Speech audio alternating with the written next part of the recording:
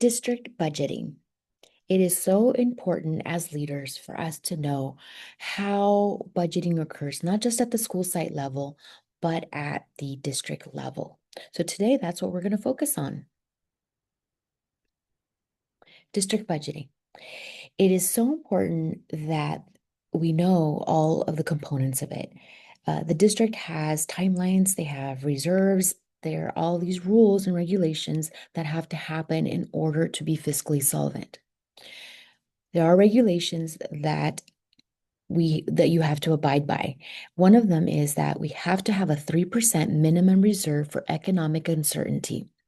So this has to happen in every single one of our districts.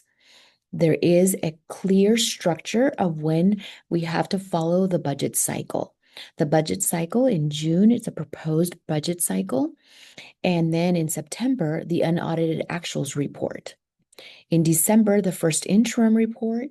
In March, the second interim report. And then the 3-year fiscal certification.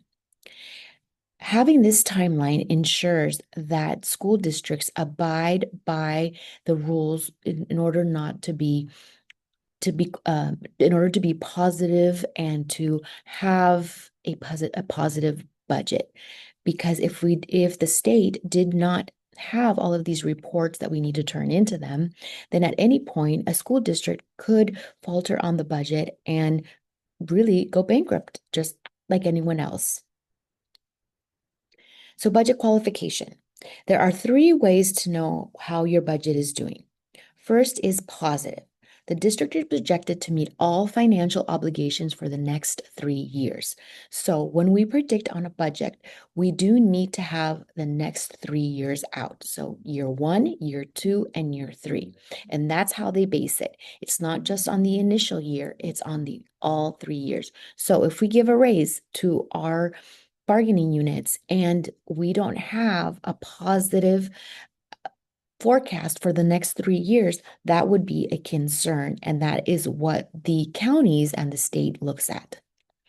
Qualified. The district is projected to be unable to meet its financial obligations in at least one of the next 3 years. So you do not want to be qualified because that means usually by the 3rd year out, you do not have enough money to fund the budget that is currently happening. And you will be qualified from there.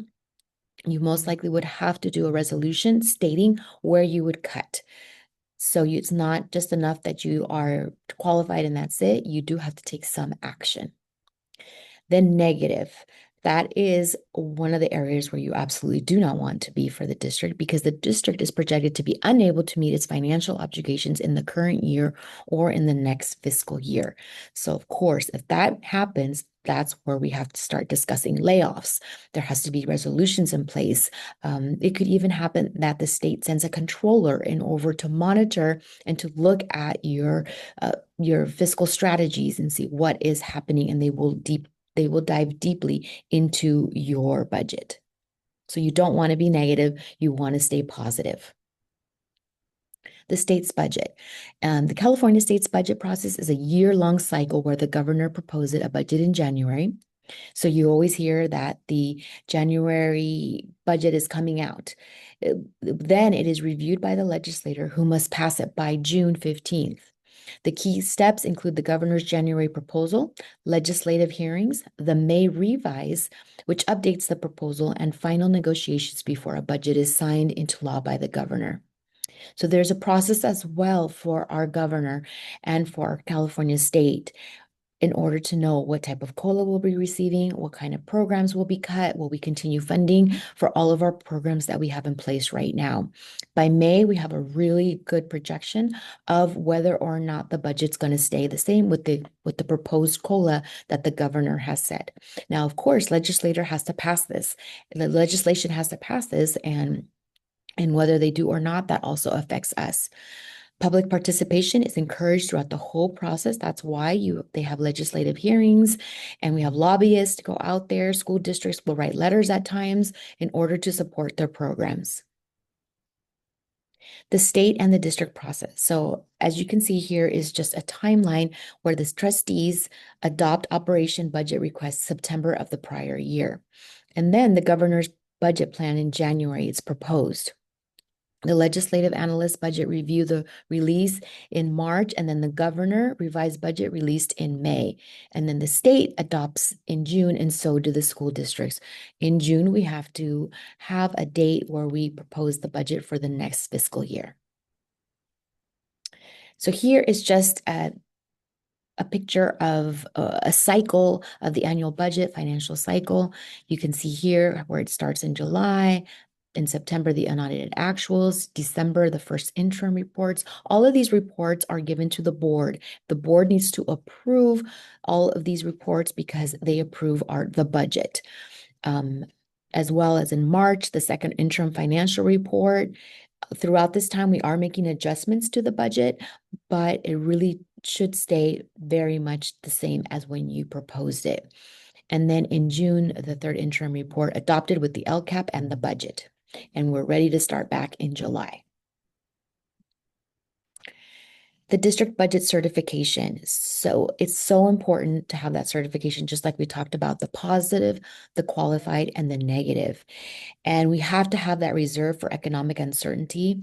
The ending balance really is the designation. That's where we see you have to have that 33% minimum reserve, and you can only have up to a maximum of 10%. So that way it keeps the districts really solvent, but at the same time spending the money that's needed for their staff and for their students. And this was approved by Governor Brown.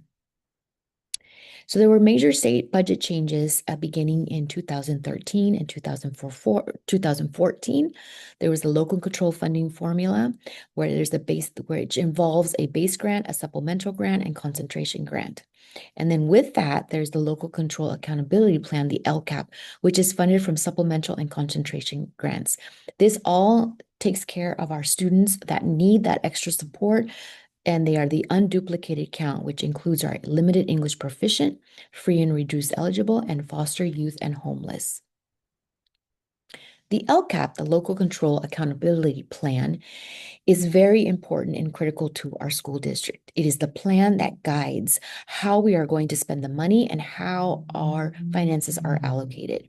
So the purpose is to provide a comprehensive plan that demonstrates how a school district's budget will be used to support all students and address disparities. So it really brought back that equity into our educational system for our students who need that support. The development of it is developed through a process of community engagement involving parents, students, unions, staff members, and any other stakeholders who have input in it. Our key priorities for our LCAP, it must address 8 state-mandated priorities, including student achievement, student engagement, school climate, parental involvement, basic services, implementation of state standards. For right now, it's Common Core, course access, and other student outcomes. The timeline is it must be adopted and developed by July 1st of each year and adopted by the governing board.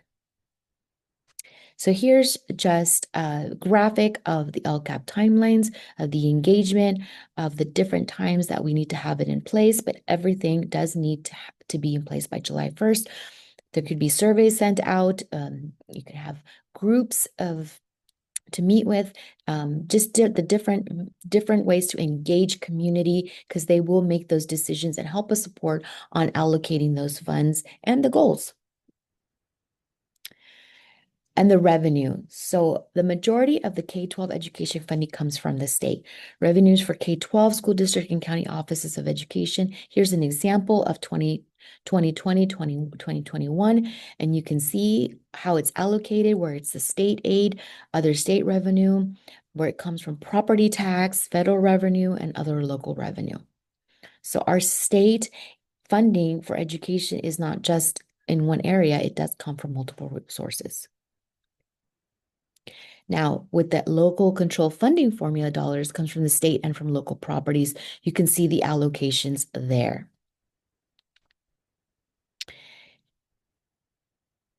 Now, some questions for you to think about is, why does California typically rank in the bottom 10% of revenue designated per student when compared to other states? We are not one of the highest in the United States. And why? Why is that? And what factors affect district revenue? So those are two questions I want you to think about because they do affect how we work with our students and how schools are funded.